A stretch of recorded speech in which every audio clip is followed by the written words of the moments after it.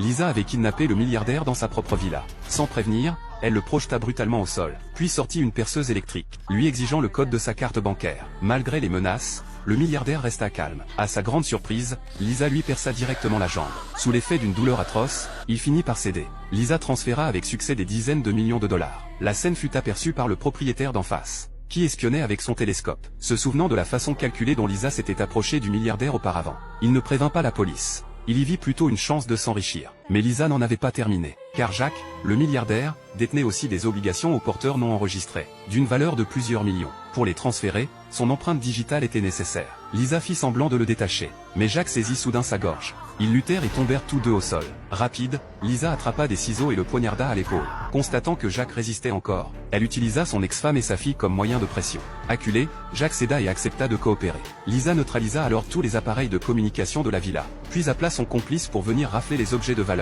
À la surprise générale, ce complice n'était autre que le voleur de voiture, qui, autrefois, avait déjà brisé la jambe du milliardaire. Tout faisait partie du plan de Lisa. Alors qu'il chargeait la voiture pour partir, le propriétaire du pavillon d'en face se faufila discrètement dans la villa. Jacques, l'apercevant sur l'écran de vidéosurveillance, hurla à l'aide. L'homme trouva le milliardaire ligoté, brisant une vitre avec une pierre pour entrer. Mais l'alarme se déclencha aussitôt. Lisa, surveillant la scène via son téléphone, fit demi-tour immédiatement. Jacques supplia le vieil homme de le libérer, mais celui-ci resta de marbre et réclama de l'argent en échange. Désespéré, Jacques lui proposa le tableau accroché au mur. Quand il apprit que sa valeur atteignait 6 millions, le vieillard accourut pour le détacher, le sourire aux lèvres. C'est alors que l'alarme retentit de nouveau. Lisa était revenue.